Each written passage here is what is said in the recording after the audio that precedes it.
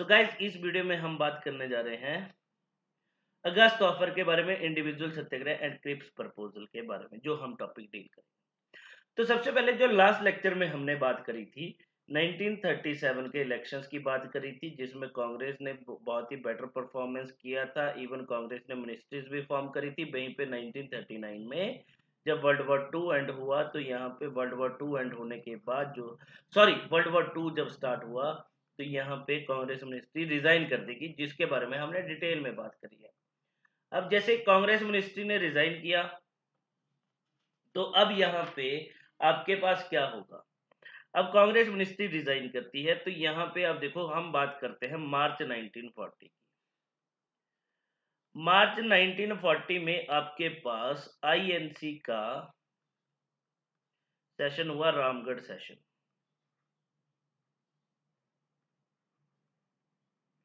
INC का Ramgarh session होगा, जिसको प्रिसाइड किया जाएगा बाय मौलाना अबुल कलाम आजाद। और यहाँ पे बोला गया, इस सेशन में ये डिक्लेयर कर दिया गया कि आईएनसी क्या करेगी, सिविल डिसोबीडियंस मूवमेंट जो है वो लॉन्च करेगी। मतलब यहाँ पे डिसाइड किया गया कि सिविल डिसोबीडियंस मूवमेंट जो है वो लॉन्च की जाएगी जैसे ही, एज सून एज द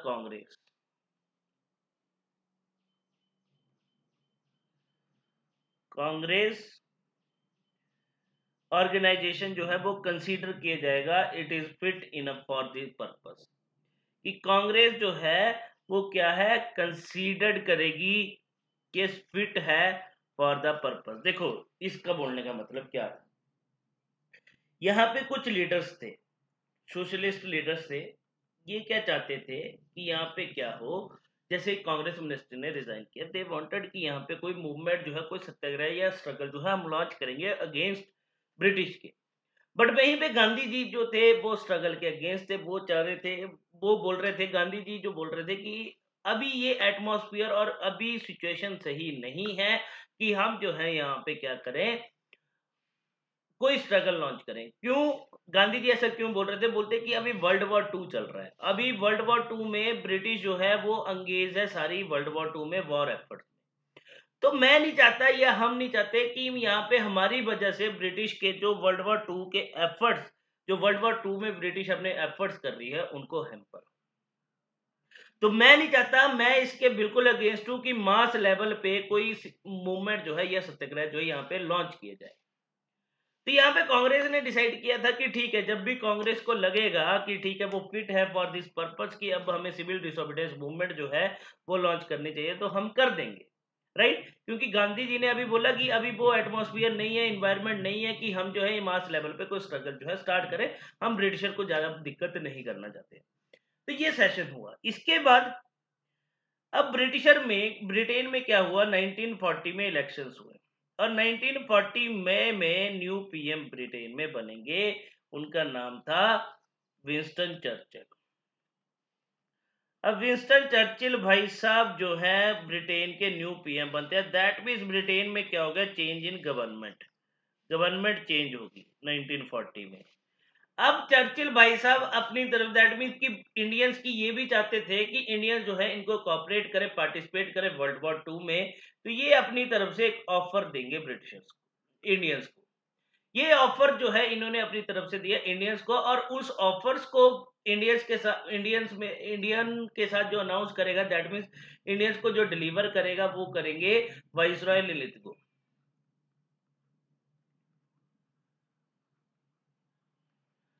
जिस ऑफर को हम नाम दे देंगे यहाँ पे अगस्त ऑफर।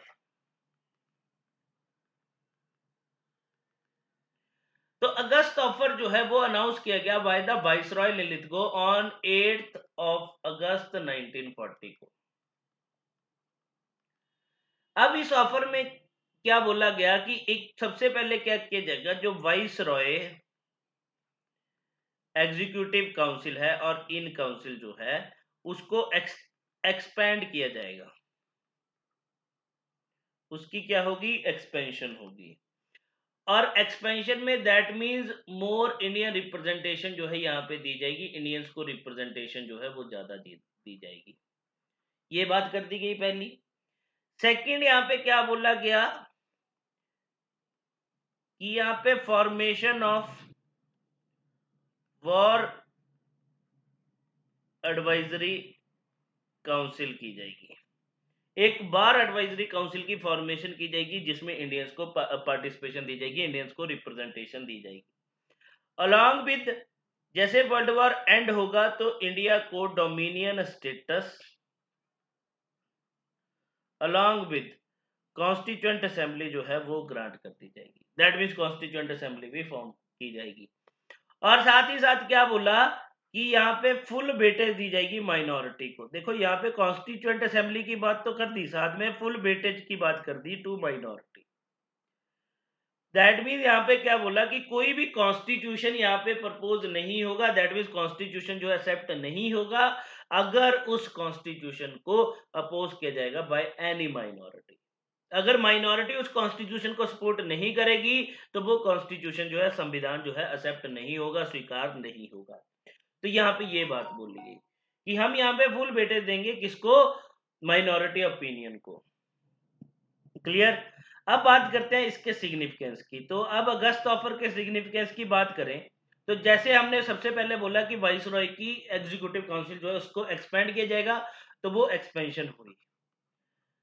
अब टोटल मेंबर्स कर दिए यहाँ पे कितने, 12 में से अगर बात करें 8 मेंबर जो थे वो कौन थे, इंडियंस थे। इंडियंस को रिप्रेजेंटेशन दी गई।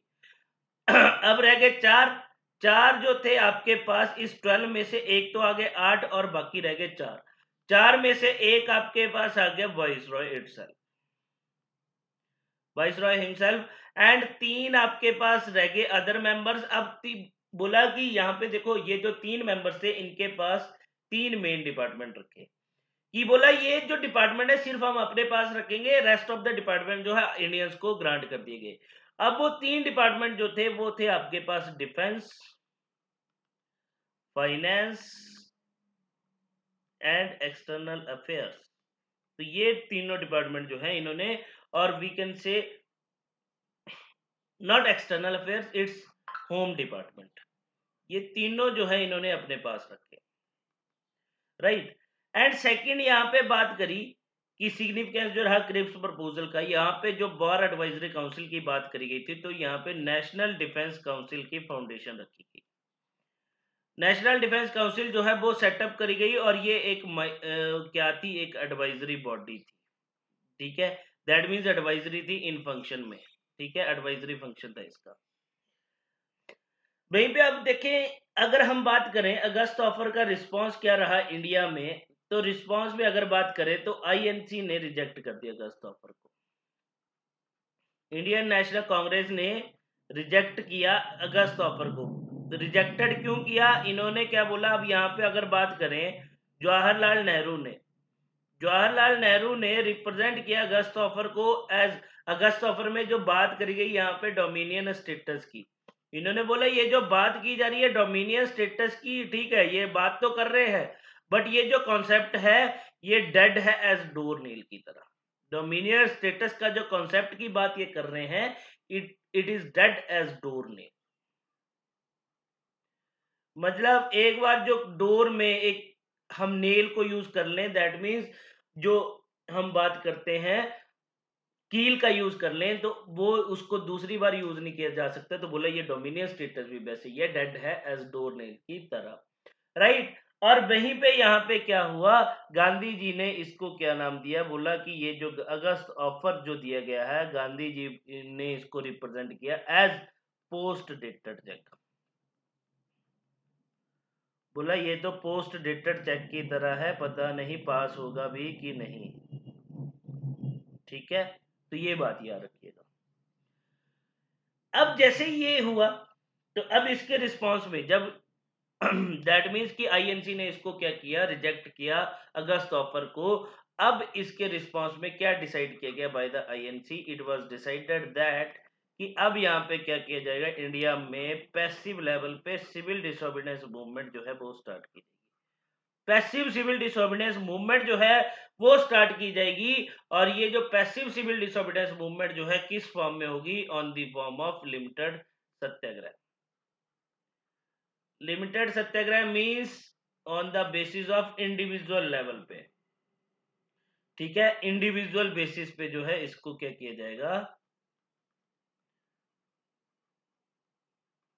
स्टार्ट किया जाएगा। Limited Satyagraha on the basis of individual basis पे, ठीक है। और यहां पे बोला कि इसके लिए हम क्या करेंगे? हर एक लोकेलिटी से कुछ इंडिविजुअल जो है वो सिलेक्ट किए जाएंगे,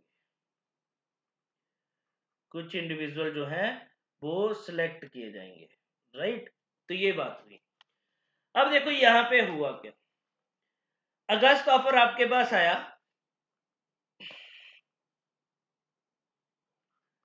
अगस्त ऑफर आपके पास आता है 8 अगस्त 1940 को, राइट। इसके रिस्पॉन्स में हमने बात करी कि इंडिविजुअल सत्याग्रह लॉन्च किया जाएगा। अब इंडिविजुअल सत्याग्रह जो है वो लॉन्च किया गया ऑन 17 अक्टूबर 1940 को। देखो हमने क्या बोला कि इसको इंडिविजुअल लेवल पे स्टार्ट किया जाएगा, इनिशिएट किया जाएगा। दैट मीन्स यहाँ पे कुछ सत्याग्रह इसको हम विलेज लेवल पे, लोकल लेवल पे क्या करेंगे? सिलेक्ट करेंगे। तो इस इंडिविजुअल सत्याग्रह का मेन मोटिव क्या था? ऑब्जेक्टिव जो था कि यहाँ पे क्या किया जाएगा, आपके पास इन सत्याग्रहियों द्वारा एंटी वॉर स्पीच जो है वो डिलीवर की जाएंगी। एंटी वॉर और ब्रिटिश स्पीच जो है वो डिलीवर की जाएंगी, स्पीच डिलीवर की जाएंगी। अब ये स्पीच डिलीवर करने के पीछे रीजन क्या था? कि इनको क्या करवाना है? अपने आप को अरेस्ट करवाना है। और जो इंडियन जेल्स है, इंडियन जेल्स को फुल करना है किसके, किनके द्वारा? सत्याग्रही द्वारा। कि इंडियन जेल्स में सिर्फ कौन दिखने चाहिए? इंडियन सत्याग्रही दिखने चाहिए। अब सत्याग्रही का मेन पर्पस क्या था? कि इंडियन जेल भरेंगे, जिसके थ्रू जो सत्याग्रही जब इंडियन जेल्स में होंगे तो अब हम वहां से क्या करेंगे? ब्रिटिश गवर्नमेंट को प्रेशराइज करेंगे कि वो हमारी डिमांड्स को फुलफिल करे, डिमांड्स को एक्सेप्ट करे और डिमांड्स को फुलफिल करे, राइट। तो ये बात बोली गई। अब देखो एंटी वॉर स्पीच जब डिलीवर की जाएगी तो बोला कि हमें जो है अपने आप को अरेस्ट करवाना है। तो यहाँ पे देखो इनका मेन मोटिव क्या था? कि सबसे पहले हम एक प्लेस पे क्या देंगे? एंटी वॉर स्पीच देंगे। अगर फिर भी हमें ब्रिटिशर ने अरेस्ट नहीं किया on the charges of sedition तो हम प्लेस बी पे जाएंगे। अगर फिर भी नहीं करते हैं अरेस्ट तो हम प्लेस सी पे जाएंगे। और लास्ट रीचिंग पॉइंट जो होगा, जो हमारा लास्ट पॉइंट होगा, वो होगा Delhi. Delhi was the last point कि हमें कहां तक जाना है? अप टू दिल्ली तक जाना है। तो इस मूवमेंट को, इंडिविजुअल सत्याग्रह को, एक और नाम से जाना जाता है, दिल्ली चलो मूवमेंट के नाम से भी जाना जाता है, राइट। तो यहां पे ये बात हुई। तो अब हमने बात करी कि 17 October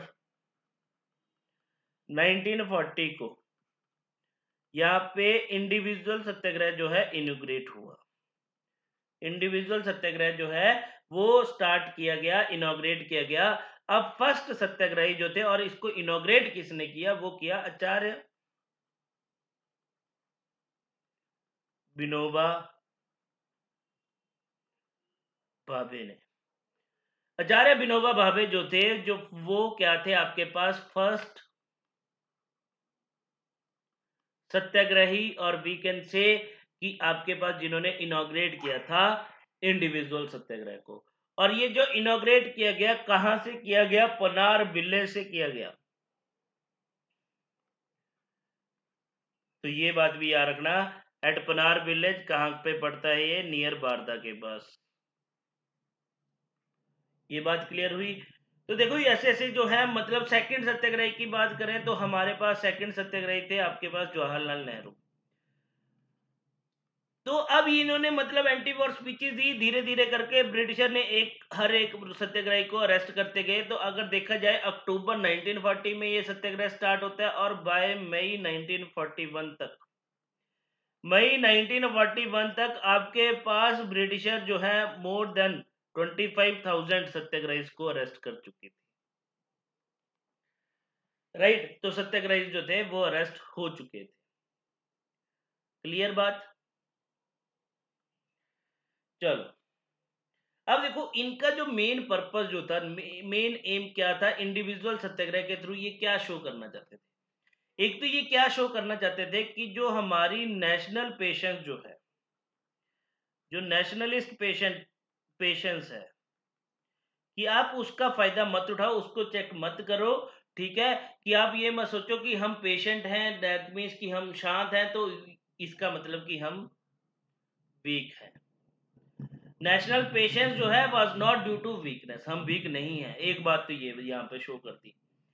and second main purpose था कि यहाँ पे ये क्या करना चाहते थे, एक्सप्रेस करना चाहते थे द पीपल्स फीलिंग को। पीपल्स फीलिंग को कि पीपल जो है were not interested in world war two, कि वो इंटरेस्ट नहीं है वर्ल्ड वॉर टू में आपको सपोर्ट करने में। एंड वहीं पे नेक्स्ट पर्पस क्या था कि ये क्या देना चाहते थे, एक और अनदर अपॉर्चुनिटी जो है ब्रिटिश गवर्नमेंट को देना चाहते थे कि वो क्या कर ले, इनकी डिमांड्स को एक्सेप्ट कर ले। राइट, तो ये कुछ मेन पर्पस था। अब बात करते हैं दिसंबर 1941 की। अब दिसंबर 1941 में कांग्रेस वर्किंग कमेटी की मीटिंग होगी। अब कांग्रेस वर्किंग कमेटी की मीटिंग हुई जिसमें इन्होंने एक रेजोल्यूशन पास किया, और उस रेजोल्यूशन के थ्रू इन्होंने क्या बोला कि ठीक है, we will cooperate you. British government को बोला कि हम आपको कॉपरेट करेंगे, ठीक है, बट अगर आप एग्रीड करते हो, कॉपरेट करेंगे किसमें, इन वर्ल्ड वॉर टू में, अगर आप एग्रीड करते हो कि आफ्टर द वॉर आप क्या करोगे, हमें कंप्लीट इंडिपेंडेंस जो है ग्रांट कर दोगे, कंप्लीट इंडिपेंडेंस ग्रांट करोगे after the war. And second बोला, और इमीडिएटली हमें क्या करोगे, that means in the war, जब वॉर चल रही थी तो हमें सब्सिस्टेंट पावर जो है वो क्या करोगे, सब्सटेंस पावर जो है वो क्या करोगे, आप हमें ट्रांसफर करोगे, अगर आप ये एग्री करते हो। राइट, तो जब ये बात करी, ये प्रपोजल दिया किसने, कांग्रेस ने ब्रिटिश गवर्नमेंट को, तो इसके रिजल्ट में अब ब्रिटिश गवर्नमेंट एक ऑफर लेके आएगी, एक प्रपोजल लेके आएगी जिसको नाम दिया जाएगा क्रिप्स प्रपोजल 1942।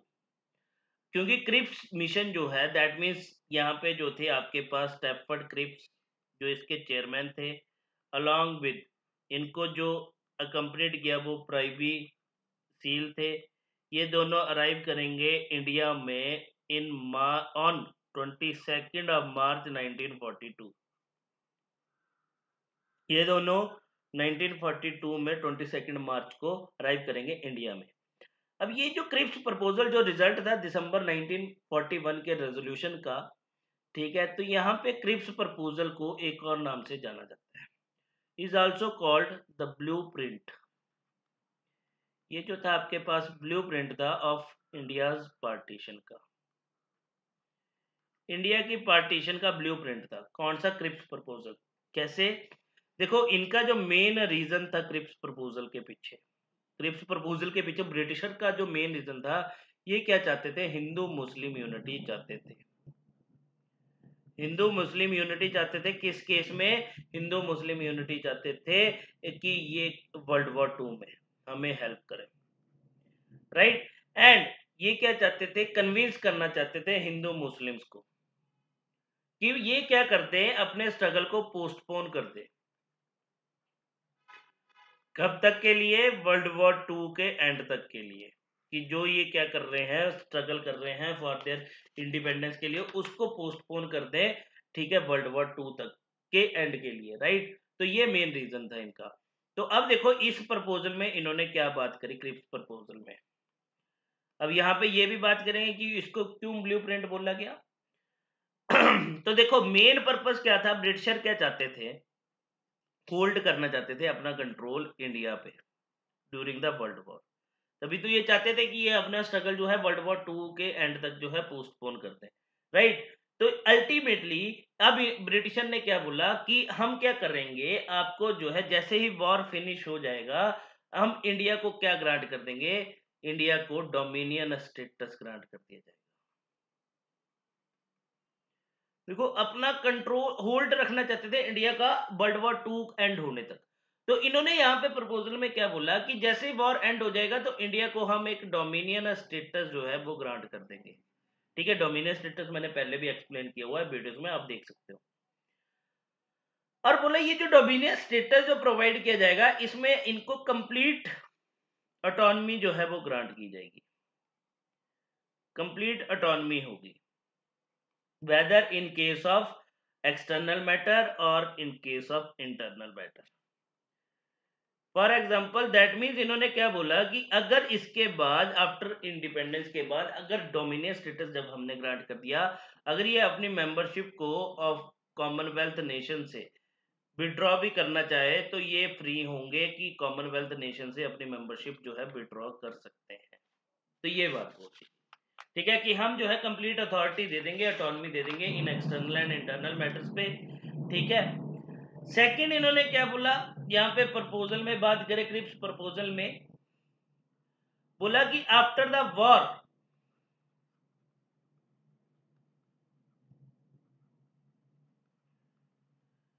कॉन्स्टिट्यूएंट असेंबली जो है would be set up, constituent assembly जो है वो सेटअप की जाएगी, जो क्या करेगी, इंडिया के लिए कॉन्स्टिट्यूशन फ्रेम करेगी। अब बोला ये जो कॉन्स्टिट्यूएंट असेंबली जो सेटअप की जाएगी इसमें प्रोविंसेस, जो ब्रिटिश प्रोविंसेस थी उनकी रिप्रेजेंटेशन भी होगी, अलॉन्ग विद प्रिंसली स्टेट्स को भी रिप्रेजेंटेशन दी जाएगी। अब प्रिंसली स्टेट्स की जो रिप्रेजेंटेशन होगी वो नॉमिनेशन के थ्रू होगी, दैट मीन्स वहां का रूलर जो है वो खुद वहां पे डिसाइड करेगा, नॉमिनेट करके भेजेगा। वहीं पे प्रोविंसेस की रिप्रेजेंटेशन जो होगी वो इलेक्शंस के थ्रू होगी, बट यहाँ पे इलेक्शन जो होंगे वो इनडायरेक्ट इलेक्शंस होंगे। अब इनडायरेक्ट इलेक्शंस में कौन सा मेथड यूज किया जाएगा, प्रोपोर्शनल रिप्रेजेंटेशन का मेथड जो है वो यूज किया जाएगा। अब ये इलेक्शंस कहां पे होंगे, प्रोविंशियल असेंबलीज में इलेक्शंस किए जाएंगे, वहां से इलेक्ट होके जो है कोई कॉन्स्टिट्यूएंट असेंबली का मेंबर बनेगा। तो ये बात बोल दी गई, क्लियर। और यहीं पे नेक्स्ट क्रिप्स प्रपोजल में क्या बात करी गई, अगर कोई भी प्रोविंस कर लो चाहे प्रोविंसेस, अगर कोई भी प्रोविंस या प्रोविंसेस एग्रीड नहीं करती हैं, नॉट एग्रीड टू ज्वाइन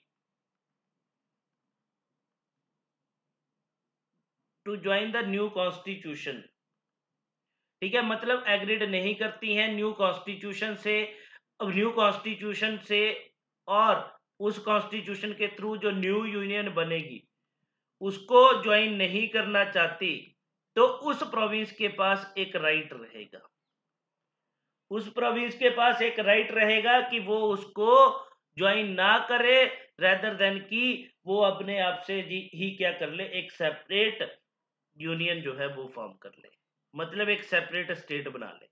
तो अल्टीमेटली इसी की वजह से बोला गया, इस प्रोविजन की वजह से क्रिप्स प्रपोजल को ब्लूप्रिंट बोला गया इंडियन पार्टीशन का।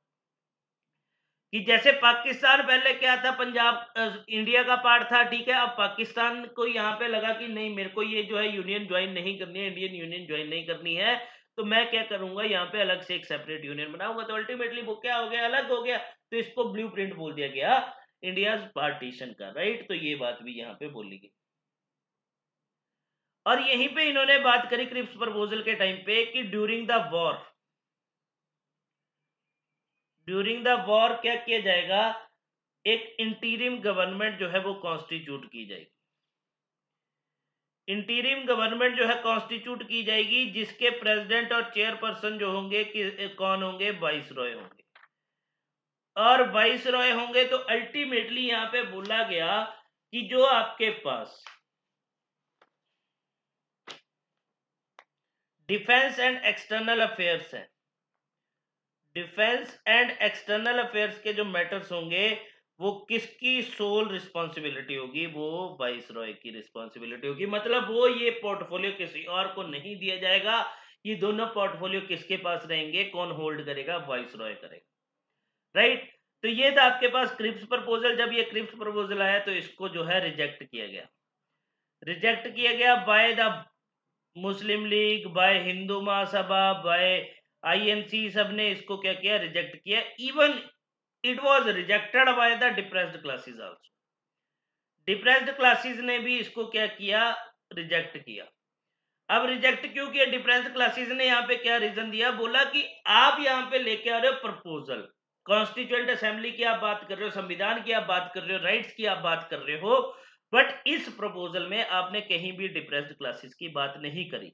इवन हम चाहे माइनॉरिटी में है, हम माइनॉरिटी में हैं, बट आपने यहाँ पे कहीं भी बात नहीं करी। आप यहाँ पे सपोर्ट कर रहे हो ओनली मेजोरिटी को, राइट। तो इसकी वजह से हम क्या है? इस प्रपोजल को क्या करते हैं? रिजेक्ट करते हैं। दैट्स वाई डिप्रेस्ड क्लासेस ने भी क्या किया? इस प्रपोजल को रिजेक्ट किया, राइट। तो ये था आपके पास क्रिप्स प्रपोजल, आपके पास August offer and individual satyagraha. I hope आपको मेरी वीडियो पसंद आई हो। अगर आपको वीडियो पसंद आई हो तो प्लीज लाइक कीजिएगा, शेयर कीजिएगा और सब्सक्राइब कीजिएगा मेरे यूट्यूब चैनल को। Thank you.